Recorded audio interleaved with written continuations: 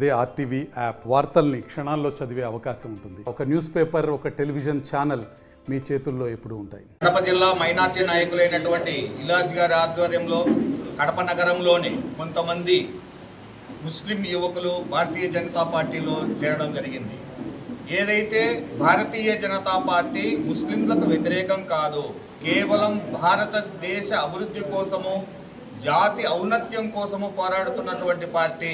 నరేంద్ర మోడీ గారు భారతదేశాన్ని ప్రపంచంలోనే అతి పెద్ద ఆర్థిక వ్యవస్థగా గురుతర స్థానాన్ని సంపాదించడం కోసము మాత్రమే పనిచేస్తున్నారు. ఏ జాతికి, ఏ మతానికి, ఏ కులానికి వ్యతిరేకం కాదు.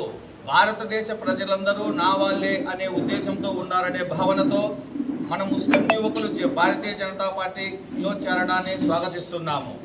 మిగతా వారు కూడా ఎవరైనా సరే, ముస్లిం యువకులు కానీ, క్రిస్టియన్స్ కానీ ఎవరైనా సరే, భారతీయ జనతా పార్టీ కేవలం జాతీయ విధానాన్ని మాత్రమే అనుసరించి భారతదేశ ఔన్నత్యం కోసము, భారతదేశ అభివృద్ధి కోసం మాత్రమే పనిచేస్తుంది.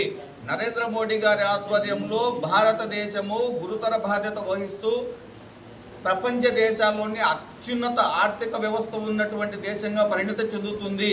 కాబట్టి ఎవరైనా సరే, భారతదేశ అభివృద్ధి కోరుకున్నటువంటి ఎవరైనా యువకులైనా సరే భారతీయ జనతా పార్టీలో రావాలని, భారతదేశాన్ని అభివృద్ధి పథంలో నడిపించడానికి మీరు కూడా ఒక అడుగు ముందుకు వేయాలని కోరుకుంటున్నాను. భారత్ మాతాకి.